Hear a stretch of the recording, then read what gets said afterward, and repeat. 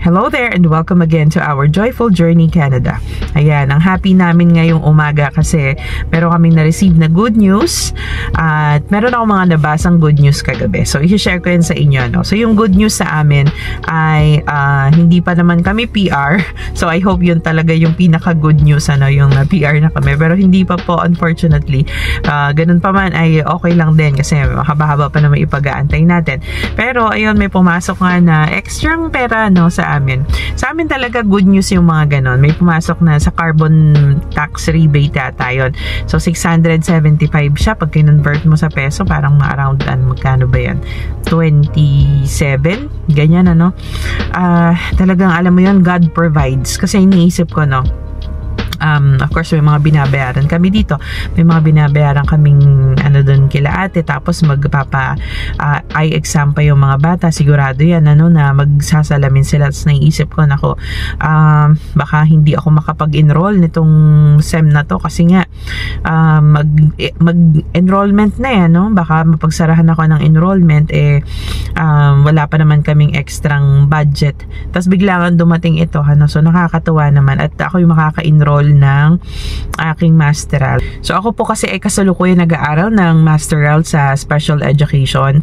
Ayan, pangalawang semester ko na ngayon. Nakatapos na ako last year ng isang semester, tapos matatapos ko siya hopefully this year, Kung hindi na ako magte-thesis, matatapos ko na siya this year. Kung yun nga, I think hindi na rin ako magpo-pursue ng thesis noon, basta maka-earn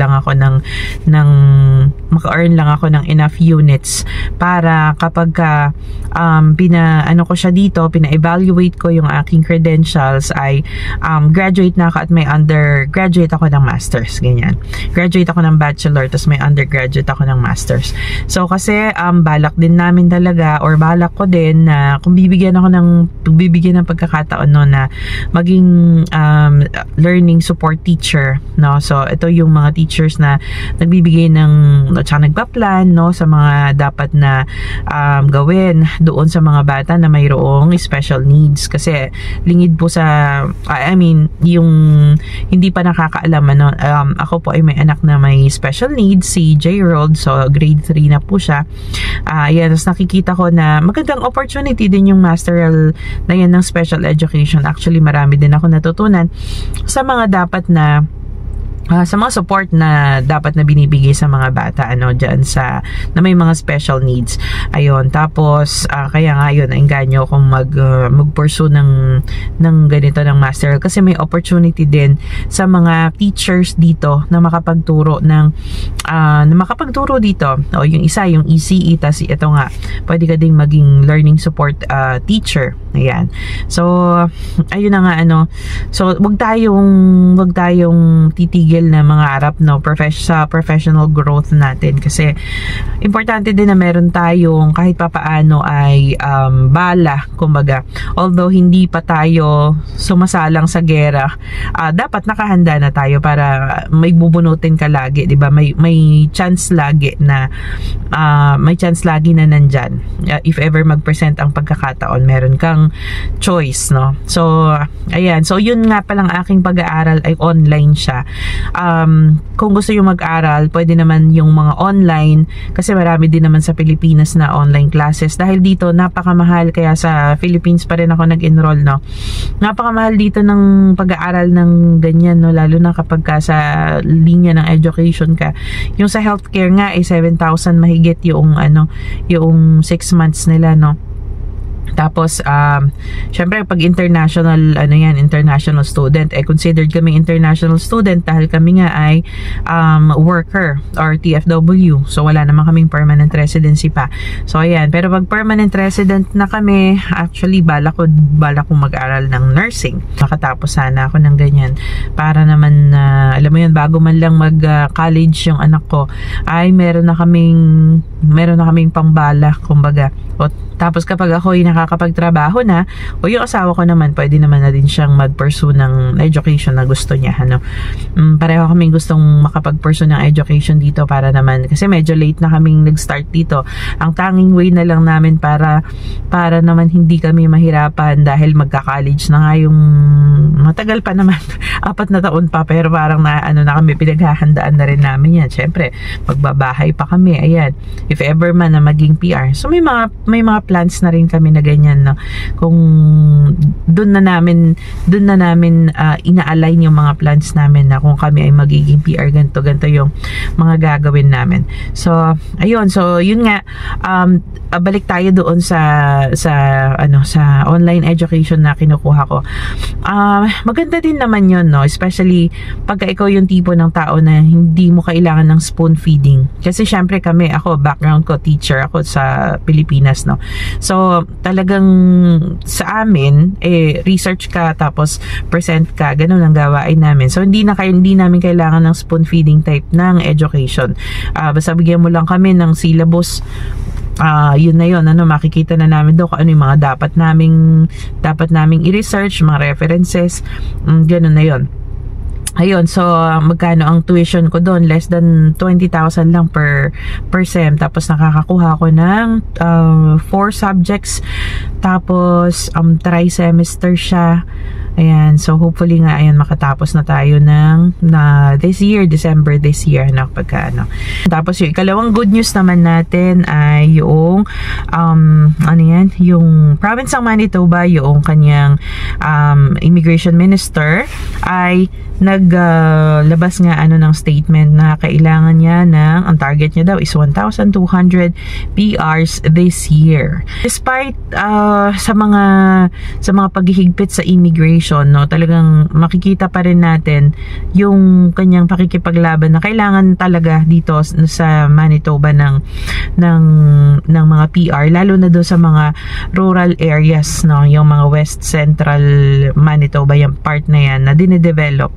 So in-stress out niya na kailangan pa rin talaga ng mga tao dito sa mga areas na to, no. And yung mga din dito, mga businesses din dito, tsaka alam mo na yan, mga sa construction, healthcare, lahat-lahat na yan, nangangailangan pa rin sila ng mga tao, no, mga individual para dire-diretso at hindi magkaroon ng halt yung sistema. So ayun, magandang balita yan, no? So ayan, ipapakita ko sa inyo yung kanyang interview. So ito. Manitoba's immigration minister hit her goal of welcoming 9,500 skilled immigrants last year and then some. This is an all-time record for Manitoba, so we're just so pleased about this. 9,500 was the maximum number of people Manitoba could accept last year through the provincial nominee program, which brings skilled workers to the province to fill labor gaps. In 2024, Manitoba filled every nominee slot it got from Ottawa, and then in December, it got 40 more slots and filled those too. I told my staff that I'm the happiest minister in all of Canada. Malaya Marcelino thinks Manitoba needs this labor and more. This year, she wants 12,000 nominees. But in the past, processing the applications has been a challenge. We wouldn't have asked for that if we didn't think we could do it. This talk in Manitoba of more immigrants is at odds with the feds. They want fewer immigrants coming to Canada, not more of them. But Marcelino doesn't seem worried. We will keep on pushing for our numbers that we need to make sure that we have enough folks here in our area so that we can, continue to fulfill these labor shortages. A business leader agrees. Particularly in the south of the province or in some of the rural areas, what's holding them back is the lack of labor. So as you bring labor in, then you're able to grow. Although the feds want to admit fewer immigrants in order to get a handle on housing, Strange says that's not a problem in Manitoba. He's confident the province will avoid a cut. The fact that the government is being so bold as to go for 12,000, I think speaks, again, volumes that we're telling the right story. Ayan, so nakakatuwa, hindi po ba? Yan. So sa part namin, no, ng mga nag-a-aspire na maging PR, magandang balita ito kasi syempre more PR slots, more chances of winning, kumbaga. More chances for us na magkaroon naman na din ng PR status dito. Sana naman ay ma-shoot naman na kami sa banga this year kasi syempre lahat naman tayo yan din ang gustuhan, no, or ina-aspire dito sa Canada.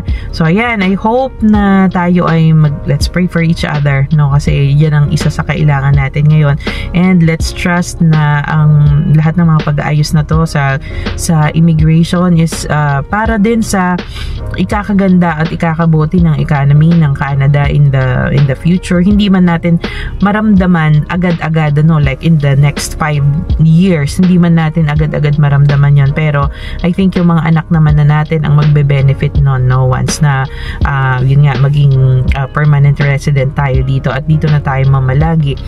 Sila na yung magbe-benefit ng mga magiging pag-aayos na ginagawa ngayon. Talagang tayo, I don't think na ilang taon yan na kumaga ay mararamdaman na natin kaagad yung pagganda ng buhay. It will take time, I think.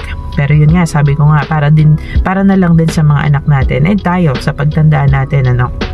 Ayan.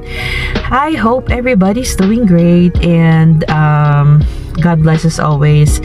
Again, thank you again for watching, and see you on the next video. Bye.